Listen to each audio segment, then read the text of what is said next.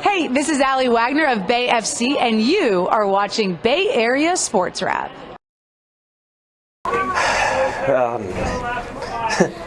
A little exhausted, a little tired. I told the rest of the coaching staff, if we continue this way, I'm going to not make it to the end of the season. I mean, it's entertaining for sure for the fans. Last game we played here at home, and then this time it went our way. That's all we can continue doing is working, continue to get better. Players are starting to understand each other really well there on the field. And for us, it's just finishing all the way till the end. We started to panic there with the last 12 minutes, which felt like it was 35 minutes when the referee actually showed the 12. But look, this is an amazing group, and I've been saying this since day one. They're really coming together, and they care about each other, they respect each other, and the football's starting to show. We just need to continue getting better. The late goals against obviously have been a little bit of a trend, but how do you feel like you guys adjusted in this game compared to the last few? It wasn't necessarily so much an adjustment because we did get scored later on, but it's a mentality, and it's a mentality and an attitude that we can still go back and score another goal. We know we can score goals with our team and the weapons that we have, but now it's just having the right mindset and the organization and the discipline defensively, and we need to continue working on that. But as I say, I've chosen to address that a little bit later. Whether it's right or wrong, it's how we like to do. I like to go forward and create chances, and it can be nerve-wracking for almost everyone watching, including the coaching staff, so it drives them crazy at times. But that's just how we are, and then the defending, I think it's actually a little bit easier to work on as we progress. But it's just this mentality of we're going to make it as entertaining as possible, and hopefully get more wins than not. Paula Maruri, congratulations. Buenas noches. Gracias. First, two questions. First, let's talk about how you create that momentum for tonight's game. And could you say this is an example of resiliency of this game? Can we see the identity of this game right now, or this team in general? Well, I think so. What you can see and why we were excited about it is we've gotten better with every game we've played, whether we've got the results or not. I keep going back. We got a result against Angel City, but we were not very good in the second half, right? And against Washington, we had some really good moments. Against Houston, for the first 55, 60 minutes, I thought we were the better team and created some good opportunities. And all we've been focusing on is positive. Let's continue getting better. Let's make sure we can see the game out.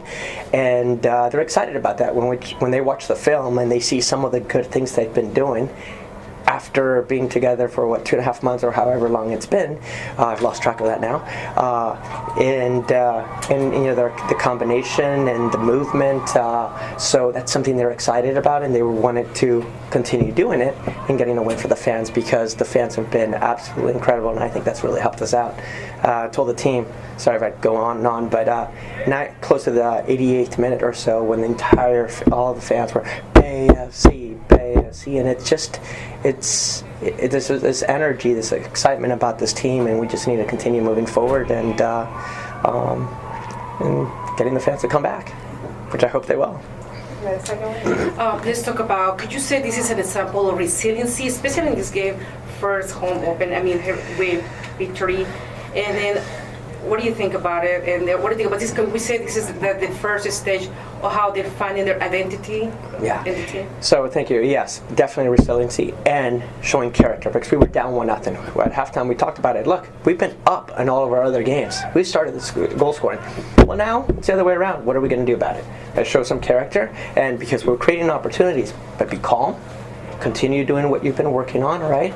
And that's what they did. They just said, hey, they didn't panic, because you can panic and then get frustrated, and they supported each other. So the resiliency and the support that they showed was absolutely incredible, and that allowed us to get this win. Alex Simon from SFG. Is there anything, as you get into these late, you made a sub today to bring Jen Beatty on for an attacker, seemingly maybe to try to see it through again? Obviously, it worked when they scored the first one to be as aggressive as you still were to get the third. Yeah. But is that maybe something that, you know, if you are up one in the last 10 or 15 or whatever stoppage is coming, that could be a type of move that we see more going forward? Absolutely. Going forward and maybe closer to if we have the opportunity to make it the playoffs. So closer to that. But right now, more often than not, I'm still going to go forward. We could have. I mean, there were 2 goals called back. I think. I don't even remember. It was 2 goals called back. But we're striving to get to that. And but yes, when we need to see a game close out, and if we're away, that might actually play into it. With our at home, let's keep going. Let's keep going. Is that? I mean, it's obviously very entertaining wherever you're doing it on TV with a crowd like this. Though, is that something that you almost maybe feel like an obligation to try to give them a product that you got to be here to the very last second just in case you miss something? Yeah, I'll say yes to that. Yeah, so the fans keep coming. So absolutely, we think about that. And no, it's not an obligation necessarily. It's just that that's the way we enjoy playing, right? That's exciting for the fans. Even though today we did a little bit more defensive on how we were going to press, just to work on things, because we use the games to continue getting better, right? So we went into what's a 4-5-1 defensive shape and kind of picked our times to press. And it's just, this evolution and this little journey we're striving to just get better. So you mentioned the 2 goals that were called off. I think it was 1 for, 1 against. How does that affect the team on the sideline when that happens? Does it kind of deflate and inflate the confidence? It can. It absolutely can. And that's why all week during practice, and since we've been in the beginning, it's just you just keep believing, right? Because you never know what's going to happen, and you have to trust each other. And if that trust isn't there and that belief isn't there, then you're not going to get the results, right? And that's something that they did, and they're going to continue doing it. We're going to have to, because there's going to be exciting games. First time Rachel and FC started with each other, what did you think about how they played together? So what's remarkable about that is they just got back Thursday from international duty. So they haven't been training together all that much. So that combination and the relationship is going to continue to improve. So today, I thought they were excellent. Not excellent, but they were very good. They're going to be excellent. And imagine trying to defend those 2. They're a handful, right? But then you also have Tess that's constantly moving into the right spaces, and then you have Dana, Alex, Dorian, Joel, our midfielders, and then our outside backs that are constantly getting forward and creating chances. So it's a team effort. But those 2, I really do believe they're gonna sync and continue getting better. Obviously, 2 set-piece goals is something I'm sure a coach is thrilled with, but particularly, you've been coaching this game a long time. How often do you see a center back score a goal assisted by another center back? You don't. That's why it was. It's when sometimes you look at it too. You create your own luck, right? We're playing good football. You do not see that very often, but I'll take it because we're sending them forward. We're not going to send our center backs often unless it's a set piece. But yeah. Coach Marketing College Baylor Sports Wrap. Can you just talk about the roller coaster of emotions in that 12 minutes of extra time where you have 2 goals taken away, you guys then finally get the game winner. So just talk about how you're trying to stay calm during that whole time like that. Well, I don't know if I stayed calm. I think I was calm during the game, and then when that started happening, it was just about them having that mentality and belief that they could get it done, and then closing out the game. And yes, it was a roller coaster ride for me, and a lot of emotions. But there was something I go a lot by my gut, whether it's right or wrong. Against Houston, there were a lot of things going on that week leading into our home opener, right?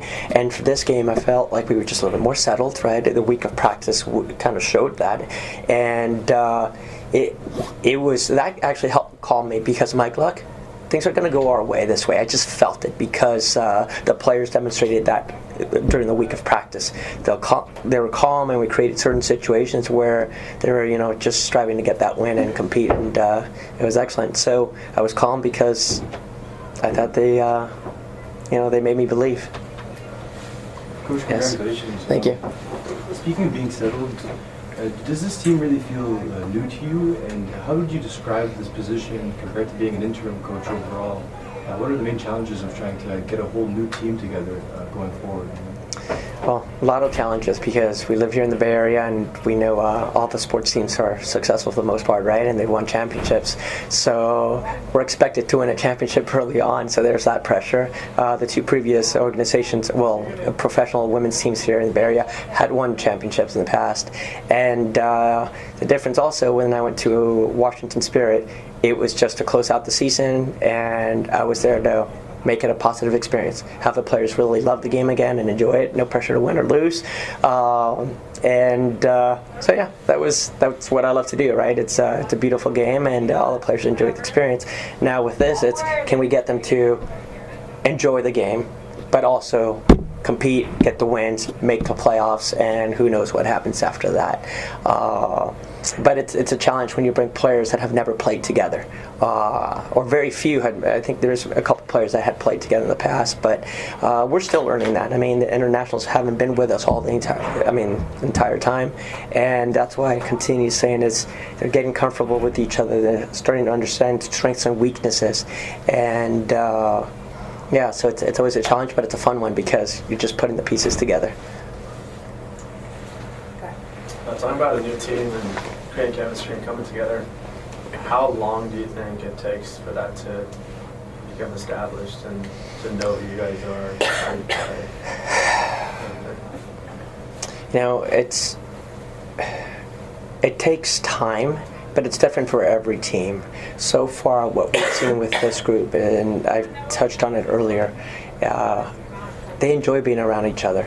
They push each other at practice the right way. They believe in each other. They support each other. And but typically, in past experience when I've done this, it takes about a full year, right? Because you draft players, you bring players in that in your mind you think they may be the right fit, right? And some are not, and sometimes they don't necessarily, they may be, but they don't play well together. And I've always said this, you can have the best players on a team, but it's not the best players, it's the players that play the best together. That's what's going to help you win a championship.